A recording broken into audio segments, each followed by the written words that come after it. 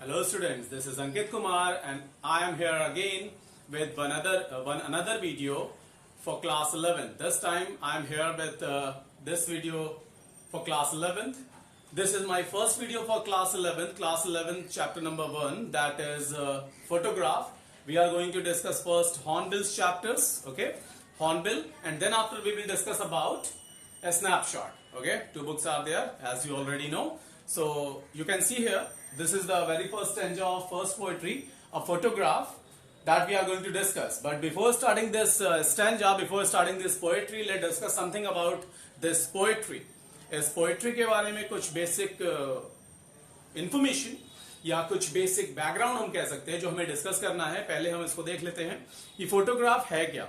ये फोटोग्राफ कुछ इस तरह से है लाइक आर ओल्ड पिक्चर्स, जैसे हमारी ओल्ड पिक्चर्स हैं जो हमारी मेमोरीज होती है, जिन्हें हम कभी खाली टाइम में बैठ करके हम देखते रहते हैं और वो हमारे हैप्पीनेस और सैड मोमेंट्स का एक मेमोरी होती है. That is a collection of those moments. हम उस टाइम को कैप्चर करके यहां पर रखते हैं. हमने उस पिक्चर के अंदर टाइम को कैप्चर करके रखा है. उस टाइम को हम वापस से रिलिव कर पाते हैं, वापस से जी पाते हैं, उन मोमेंट्स को वापस से जी पाते हैं जब हम उन पिक्चर्स को देखते हैं. जब भी हम उन पिक्चर्स को देखते हैं तो डेफिनेटली हमारे माइंड में डिफरेंट आइडियाज आते हैं. हम उन पिक्चर्स को देखते हैं. सपोज अ कैंडिड पिक्चर मीन्स एक पर्टिकुलर एक ऐसा स्नैपशॉट जो रैंडमली ले लिया गया है, जिसमें आप कोई प्रॉपर पोज नहीं कर रहे हो, बट आप एक रैंडम पिक्चर ले रहे हो जिसके अंदर आप देखते हो कि कोई इंसान कोई पर्टिकुलर एक्शन में इन्वॉल्व है, और जब आप उसको देखते हो definitely you get into that time. आप उस टाइम में चले जाते हैं, आप उस समय में वापस चले जाते हैं, आप वापस से उस मोमेंट को रिलीव करने लगते हैं. आप रिलीव करने की कोशिश करते हैं और काफी हद तक आप उसे वापस से उस मोमेंट को जी भी पाते हैं. This poetry is about the same. ये पोएट्री भी कुछ वैसी ही है. ये पोएट्री भी कुछ इसी बारे में है. That poet is describing a photograph that is related to her mother. एक ऐसी पोएट्री जिसके अंदर पोएट ने अपनी मदर की पिक्चर को डिस्क्राइब किया है. This poetry is having 3 stanza. इस पोएट्री के अंदर 3 स्टैंजास है और एक स्टैंजा एक फेज ऑफ लाइफ को दिखाता है. 3 अलग अलग फेज ऑफ लाइफ को डिस्क्राइब करते हैं इसमें. ठीक है, let me tell you first. ठीक है, सबसे पहले हम डिस्कस कर लेते हैं. इस फर्स्ट स्टैंजा के अंदर हम देखेंगे कि दैट कहां से वो पिक्चर आई, वो पिक्चर का ओरिजिनेशन क्या है, वो पिक्चर कब ली गई, उस पिक्चर के अंदर क्या है. जब हम उस पिक्चर को एनालिसिस करते हैं, उस पिक्चर को देखते हैं, तो उस पिक्चर में क्या क्या चीजें हैं, कौन है उस पिक्चर के अंदर.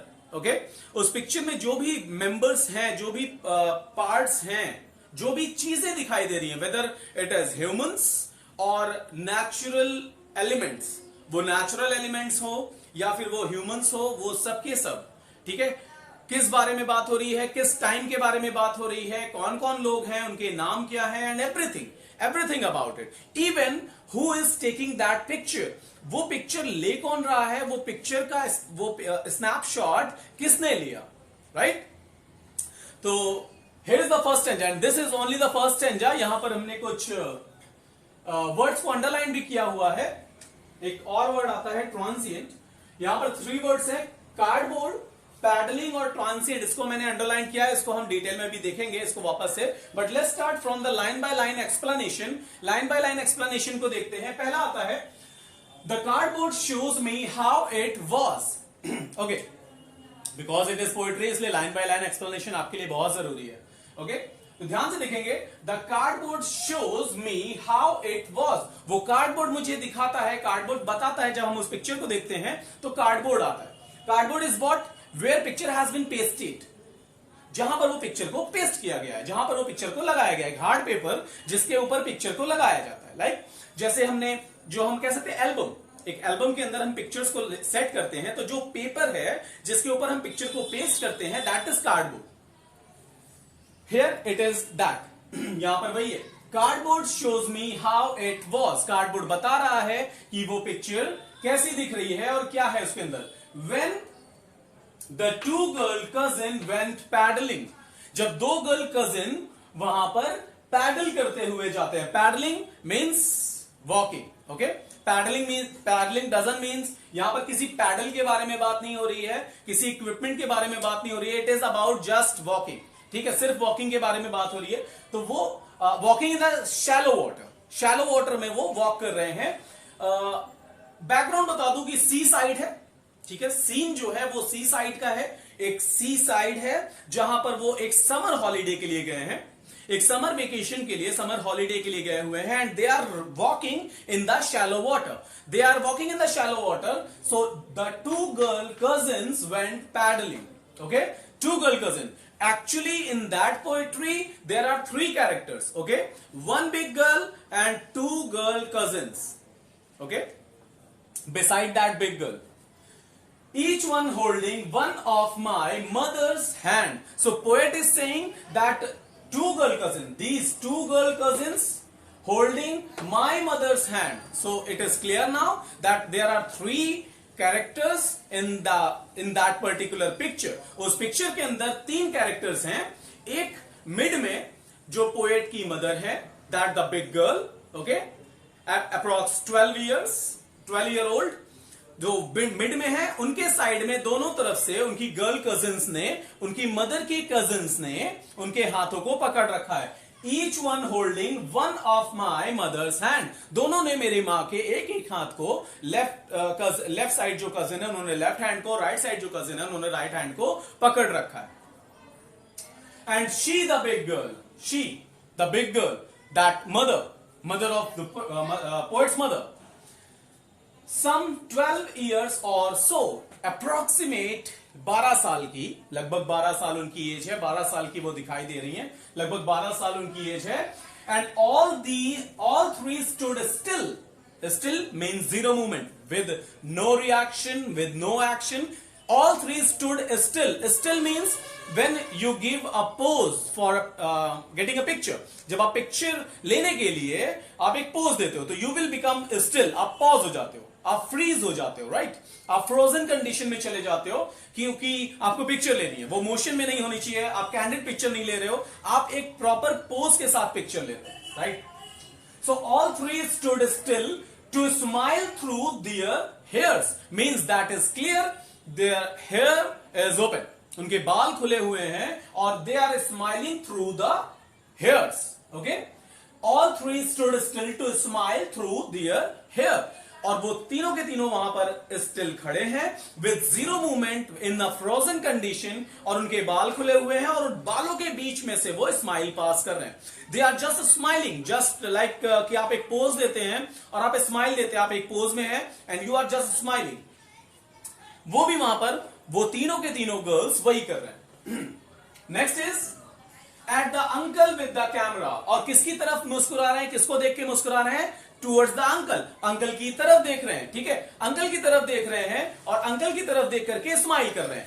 अंकल विद द कैमरा, अब अंकल पिक्चर में क्यों नहीं है, because he is behind the camera, right, because he is handling the camera, वो कैमरे को हैंडल कर रहे हैं, कैमरा उन्होंने होल्ड किया हुआ है, and that is why uncle नहीं दिख रहे हैं, और वो अंकल की तरफ देख करके मुस्कुरा रहे हैं, स्माइल कर रहे हैं, राइट।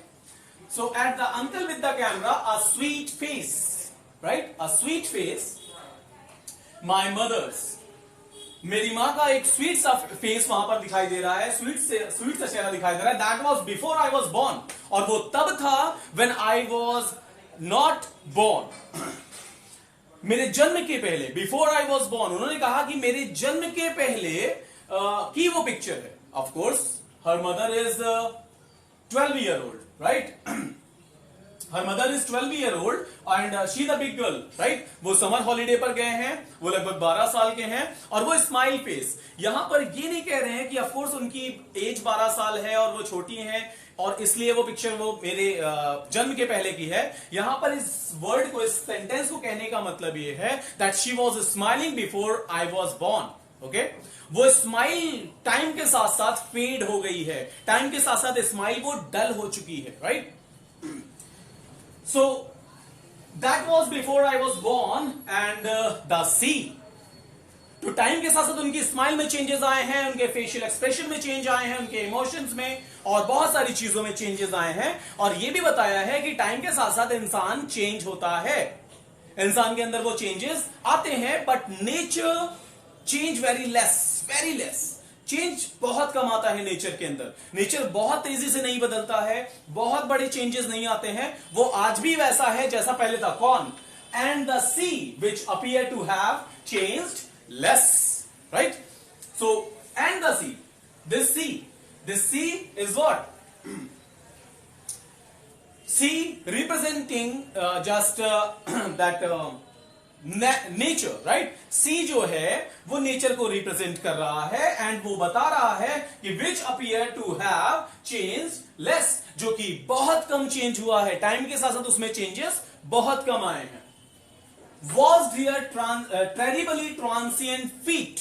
ओके, हमने एक एक वर्ड को यहां पे क्लियर किया। That cardboard is clear, paddling is clear, now transient. तो पहले लाइन को क्लियर करते थे, ट्रांसिएंट पे आएंगे। Okay, so was dear terribly transient feet.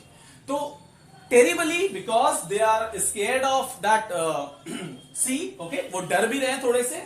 Was there terribly transient feet, वो सी क्या कर रहा है? उनके पैरों को, फीट, उनके पैरों को वॉश कर रहा है। वॉश देयर फीट, और वो पैर कैसे हैं? Terribly, they are scared of that. And transient means unstable, right? Which is not fixed, which is not means impermanent, which is not forever, which is not forever। वो हमेशा के लिए वहां पर नहीं है, वो प्रॉपर वहां पर स्टेबल नहीं है, अनस्टेबल फीट है। उनके पैर जो है वो स्टेबल नहीं हो पा रहे हैं एंड दैट इज वाई यहां पर वर्ड हुआ है ट्रांसिएंट। तो was there terribly transient feet. As I told you, these three stanzas is representing the three phases of life। Three phases of life. तो पहला फेज यहां पर क्लियर हुआ, when that picture has been taken. ये picture जब ली गई उस बारे में बात हो रही है, उस टाइम के बारे में बात हो रही है। ओके, इसके बाद हम आते हैं हमारे नेक्स्ट स्टैंजा पर। नेक्स्ट स्टैंजा हम यहां पर डिस्कस करते हैं, right? So let's start. Okay, so this is the next stanza, the second stanza. Some 20-30 years later, as we have discussed that this poetry is divided into three stanzas, and all three stanzas representing three phases of life, right? Three different phases of life। पहले में हमने discuss किया कि वो picture ली कब गई, जब poet की मदर एक 12-year-old गर्ल थी। जब वो पिक्चर खींची गई, जब वो स्नैपशॉट लिया गया, जब वो फोटोग्राफ क्लिक की गई, उस वक्त के बारे में हमने बात किया। और अब हम बात कर रहे हैं सम 20-30 years later। This is the second stanza। Some 20-30 years later, हम कुछ 20-30 साल के बाद की बात कर रहे हैं और यहां पर बता रहे हैं that she would laugh at the snapshot। कुछ 20-30 साल बाद के बारे में हम अगर बात कर रहे हैं तो she would laugh at the snapshot। Snapshot means, जैसे कि मैंने फर्स्ट स्टैंजा में किया था, कि कुछ पर्टिकुलर वर्ड्स को हमने अंडरलाइन कर दिया था कि उसका मीनिंग क्या होगा, उसका वर्ड मीनिंग क्या होगा। That snapshot means photograph. Snapshot का मतलब यहां पर फोटोग्राफ से है। स्नैपशॉट फोटोग्राफ को रिप्रेजेंट कर रहा है। तो she would laugh at the snapshot, तो वो फोटोग्राफ के ऊपर हंसेंगे। Means it is same as we use to do, जैसा कि हम हमेशा करते हैं। हम उन पुरानी मेमोरीज को जब वापस से देखते हैं तो हम उन पिक्चर्स को वापस से देखते हैं और हम देखकर उसे हंसते हैं। They become the reason of our smile. वो हमारे स्माइल का, हमारे लाफ्टर का रीजन बनते हैं, हमारी खुशी का, क्योंकि हम वापस से उन मोमेंट्स को जी पाते हैं, वापस से रिलिव कर पाते हैं उन मोमेंट्स को, उन पुरानी मेमोरीज को रिकॉल कर पाते हैं, राइट? तो कुछ 20-30 साल बाद जब वो पिक्चर देखेंगे, right, after getting that picture, after that picture being snapshot, वो जब वो पिक्चर ली गई, क्लिक की गई, उसके बाद जब उस पिक्चर को 20-30 साल बाद देखेंगे तो she would laugh at the snapshot. और यहां पर इन्वर्टेड कॉमा में जो सेंटेंसेस लिखे हैं, इन्वर्टेड कॉमा में जो लिखा हुआ है, ये वो उनके स्टेटमेंट होंगे जो वो कहेंगी, राइट? सी बेटी and Dolly. Betty and Dolly, who are they? Betty and Dolly. Betty and Dolly are the two girl cousin. वो टू गर्ल कजिन हैं जिनके बारे में हम बात कर रहे थे, राइट? हम उनके बारे में बात कर रहे थे, बेटी और डॉली के बारे में, जिन्होंने मेरी मदर के हैंड को पकड़ रखा है, राइट? जिन्होंने मेरी मां के हाथ को पकड़ रखा है। एंड शी वुड से, फिर वो आगे कहती हैं, आगे वो कहेंगी, and look how they dressed us, कि देखो किस तरह से तैयार किया गया है, किस तरह से उन्होंने अपने आप को तैयार किया हुआ है, the C holiday for the beach, उस बीच पे जाने के लिए, उस बीच पे जाने के लिए किस तरह से तैयार हुए हैं वो, and for what purpose they are going to the beach, उस बीच पे वो किस पर्पस से जा रहे हैं, द सी हॉलीडे, उस सी हॉलीडे के लिए, उस सी हॉलीडे के लिए वो वहां पर जा रहे हैं, वॉज हर पास्ट, जो कि उनका पास्ट है, ऑफ कोर्स उनका पास्ट, उनका बीता हुआ कल है, कि जो पिक्चर ली गई थी उनके पास्ट की वो पिक्चर है, and now mine is her laughter, और मेरे लिए क्या है, मेरे लिए उनकी हंसी की वजह, उनके लाफ्टर की वजह है, लाफ्टर का रीजन है, right. Both right with the labored ease of loss. Both right. Right means disgust. Both disgust with the labored ease of loss. Labored means where you need to do some hard work, hard to achieve, hard to do. And ease shows, of course, it is totally contrary, totally opposite, giving the opposite sense. But here it is not giving the opposite sense, right? Here it is not giving the opposite sense. It is same as labored and the ease. Describe the same entity of loss, right? यहां पर both ride with the labored ease of loss. ये line सबसे important हम कहेंगे इस stanza की सबसे important line, जिसको हम डिस्कस करेंगे, that both ride with labored ease of loss. यहां पर दोनों के दोनों अफसोस जाहिर कर रहे हैं, दोनों के दोनों ही सैड हैं, दोनों ने ही कुछ ना कुछ लॉस किया है, कुछ ना कुछ खोया है। क्या? फर्स्ट अगर हम बात करें पास्ट टाइम, ठीक है, पास्ट टाइम, पोएट की मदर ने वो पास्ट टाइम खोया है, जिस पास्ट टाइम के बारे में वो बात कर रही है, जिस पास्ट टाइम को वो वापस से रिलीव करने की कोशिश कर रही है, इन दैट पिक्चर, उस पिक्चर के अंदर, उस पिक्चर को वापस से देख करके उस नॉस्टैल्जिया में जा रहे हैं, नॉस्टैल्जिया फील कर रहे हैं, ओके और वो पास्ट टाइम है जिसको वापस से वो रिलीव नहीं कर सकते, वापस से जी नहीं सकते, उस मोमेंट में, उस पास्ट टाइम में वापस नहीं जा सकते हैं, क्योंकि हम टाइम को रिकॉल नहीं कर सकते, टाइम को वापस नहीं, just we can imagine, right. It is all about our assumption, it is all about our imagination. हम अपनी इमेजिनेशन के थ्रू केवल उस टाइम में जाने की कोशिश कर सकते हैं, बट फिजिकली एंड प्रैक्टिकली ऐसा पॉसिबल नहीं है, right.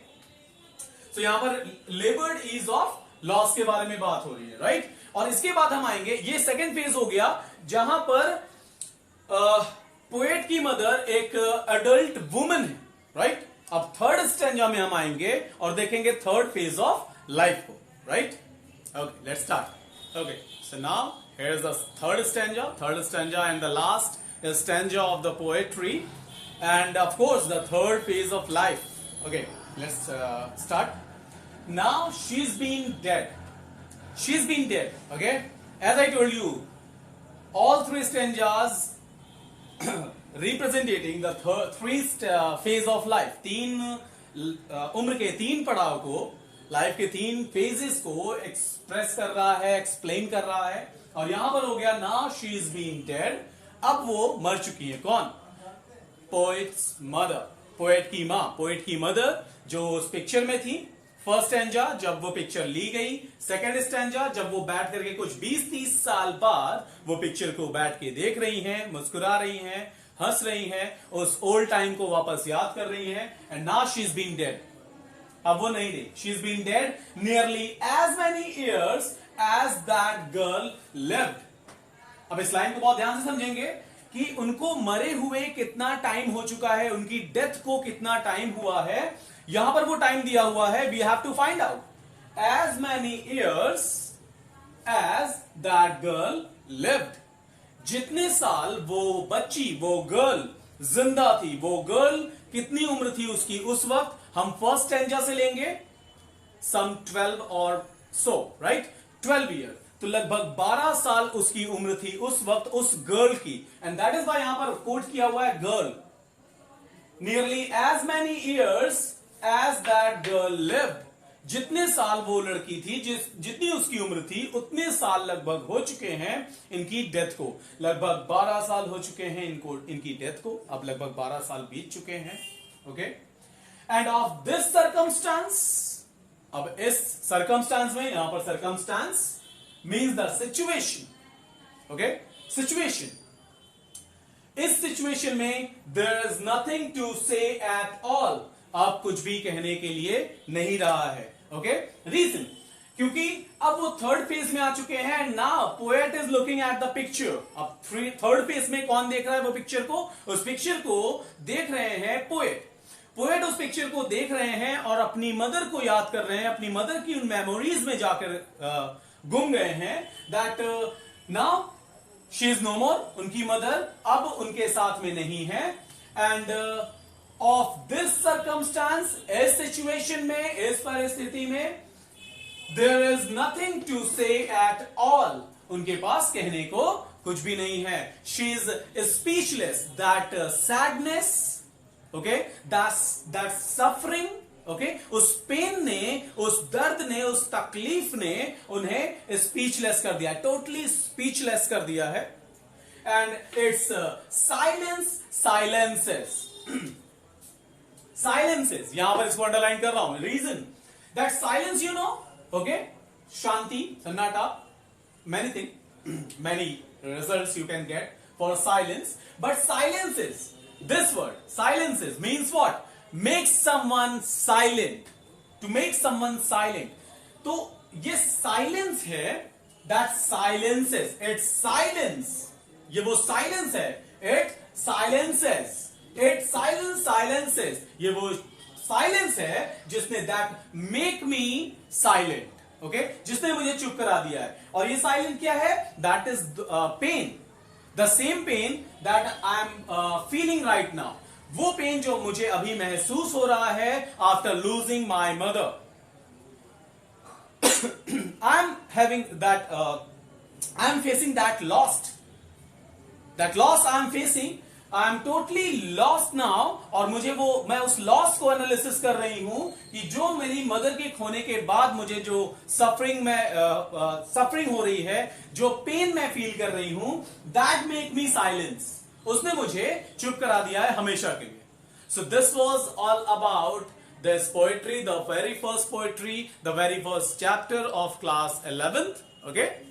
So keep in touch continuously, videos share, like और सब्सक्राइब, चैनल हमारा सब्सक्राइब करिए, लाइक करिए, शेयर करिए वीडियोस को, और keep in touch, right, keep in touch, so that we can definitely complete your syllabus on time. और हमारे next videos continuously आते रहेंगे, और आगे आप टच में रहेंगे, then definitely you will get enough detailed explanation, okay.